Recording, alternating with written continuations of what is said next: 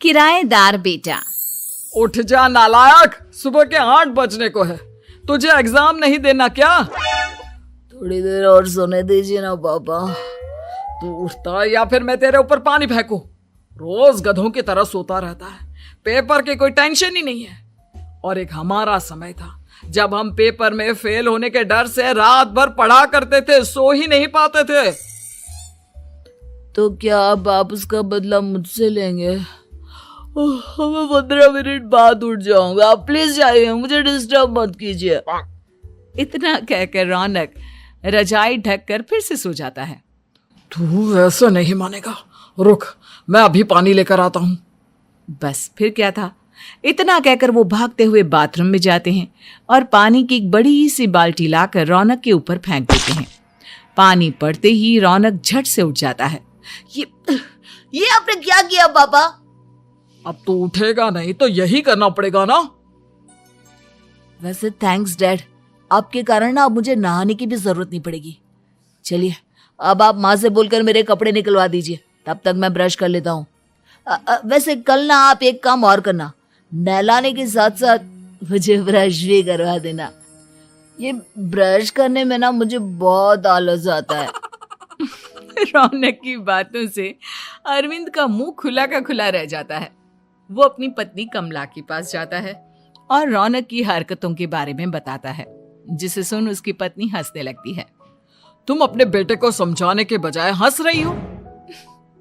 रौनक बच्चा है, धीरे धीरे सुधर जाएगा, आप क्यों उसके पीछे पड़े रहते हो? अभी नहीं सुधरेगा तो कब सुधरेगा? 10वीं क्लास में है रौनक, वो अब कोई बच्चा नहीं रहा। अरविंद की इतना बोलते ही वहां रौनक भी आ जाता है। क्या डैड, मैंने आपको एक काम दिया था, वो भी नहीं हुआ आपसे। अरे क्या हुआ बेटा? माँ, मैंने डैड से बोला था कि वो आपको बोलकर मेरे स्कूल की यूनिफॉर्म निकाल दे, लेकिन मेरे पीछे पड़ने के अलावा इनसे एक काम ढंग से नहीं होता। देख रही हो कमला, देख रही हो अपने लाडले को? अरे आप चुप रहिए जी। चलो बेटा, मैं तुम्हें कपड़े निकाल कर दे देती हूँ। बस ऐसे ही साल पर साल बीतते जाते हैं, लेकिन रौनक के रवैये में कोई बदलाव नहीं आता। वो पहले से भी ज्यादा आलसी और पूरी तरह अपने माता पिता पर निर्भर हो जाता है। 2 साल बाद पता नहीं कहाँ गायब रहता है पूरे दिन, अब तक तो आ जाना चाहिए था। अरे आप इतनी फिक्र क्यों कर रहे हैं उसकी? दोस्तों के साथ खेल रहा होगा, आ जाएगा अभी।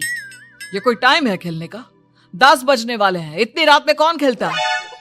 कमला कुछ कहती उससे पहले ही रौनक वहां आ जाता है। मम्मी जल्दी से खाना लगा दो, बहुत भूख लग रही है। तुम्हें तब तक खाना नहीं मिलेगा जब तक तुम बता नहीं देते कि इतनी रात गए कहां से आ रहे हो। ओ प्लीज डैड, अब आप एसी पे प्रद्युमन बनकर मेरे सर पर बंदूक लेकर मत बैठ जाना। अपनी फालतू की बकवास बंद कर और बता कहां से आ रहा है। माँ अब समझाइए ना डैड को। बता देना बेटा, इनको भी तसल्ली हो जाएगी। आप बोल रही हैं तो बता देता हूँ, मैं दोस्तों के साथ मूवी देखने गया था, इसलिए देर हो गई। तो इन सब चीजों में मेरे पैसे उड़ाता है? कभी 1 रुपया कमाने के बारे में सोचा है तूने? जब देखो हवा की तरह पैसे उड़ाता रहता है। माँ अब आप इन्हें चुप करा दीजिए, वरना ना मुझे गुस्सा आ जाएगा। अच्छा क्या कर लेगा? बता ना, क्या कर लेगा तू? वैसे बात तो ठीक ही है, मैं कर ही क्या सकता हूँ, पैसे तो फिर भी मैं आपसे ही मांगूंगा ना। चलिए अब ये सब बात छोड़िए और मम्मी मेरे लिए खाना लगा दीजिए। अभी लगा देती हूँ बेटा। मैं बता रहा हूँ कमला, एक दिन ये ऐसे ही बिगड़ जाएगा। उफ़ो, आप क्यों इतना पीछे पड़े रहते हो मेरे बच्चे के? बात की बाद में देखेंगे, अभी आप शांति से उसे खाना खाने देंगे। अगले दिन, डैडी मुझे 10,000 रुपए चाहिए। हाँ? अब इतने पैसे क्यों चाहिए तुझे? डैड आप बिना सवाल किए कभी पैसे नहीं दे सकते क्या? जब तक तू बताएगा नहीं तुझे पैसे भी नहीं मिलेंगे। अरे अब आप अपने बेटे को पैसे भी नहीं दे सकते? नालायक, तेरी उम्र के लोग नौकरी करते हैं और एक तू है जो नौकरी करने का नाम ही नहीं लेता कभी। आप लोगों के होते हुए भला मैं नौकरी क्यों करूं? अरे हम कब तक पैसे देंगे तुझे? तुझे भी तो अपने पैरों पर खड़ा होना होगा ना।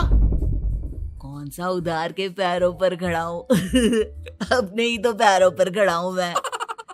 इसी तरह रौनक दिन प्रतिदिन लापरवाह होता जाता है।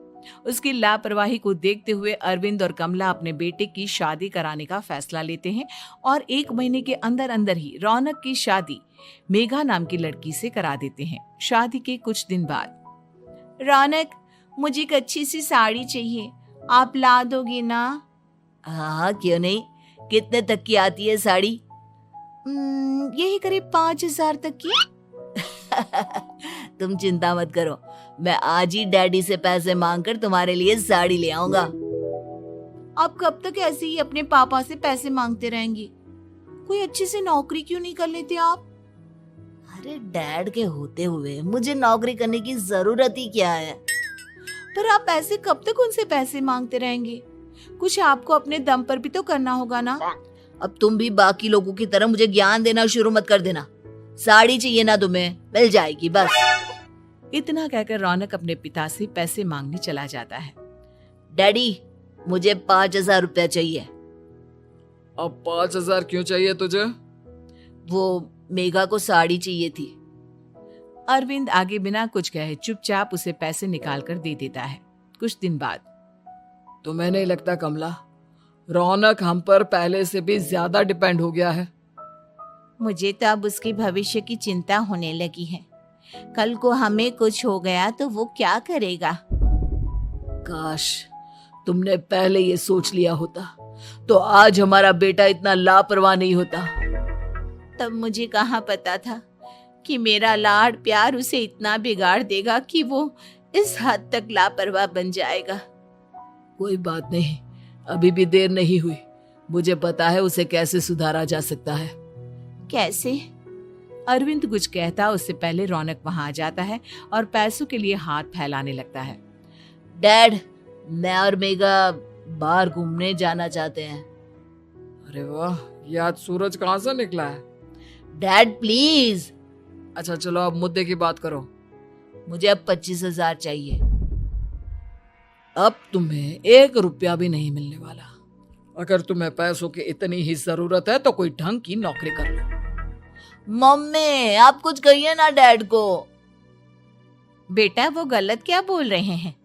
ये सब हम तेरे भले के लिए ही तो कर रहे हैं। मम्मा, मैंने बताया ना आपको, मुझे नहीं करनी कोई जॉब वॉब। तो ठीक है, निकल जाओ हमारे घर से। तुम्हारे जैसे लोगों के लिए मैंने ये घर खड़ा नहीं किया है। जितना ये घर आपका है ना, उतना ही मेरा भी है। मैं कहीं नहीं जाने वाला। जाना तो पड़ेगा ही तुझे, क्योंकि अब मैं तेरा कोई भी खर्चा नहीं उठाने वाला। ठीक है, मत उठाइए मेरा खर्चा, मैं अपने दम पर भी जी सकता हूँ। तो बेशर्मों की तरह अब तक यहाँ क्यों खड़ा है? अपना सामान ले और निकल जाए यहाँ से। रौनक पैर पटकते हुए वहां से चला जाता है। घर से निकालना जरूरी है क्या उसे? बिना पैसों के कौन रखेगा उसे किराए पर? अगर उसका भविष्य सुधारना है तो हमें अपने दिल पर पत्थर रखकर ये कदम उठाना ही होगा। दोनों बात कर रहे होते हैं कि रौनक अपनी पत्नी के साथ एक बड़ा सा बैग लेकर घर से निकल जाता है, लेकिन घर से बाहर उसे कोई भी मुफ्त में अपने घर किराए पर नहीं रखता। अंत में थक हार कर वो फिर से अपने घर चला जाता है। क्या हुआ?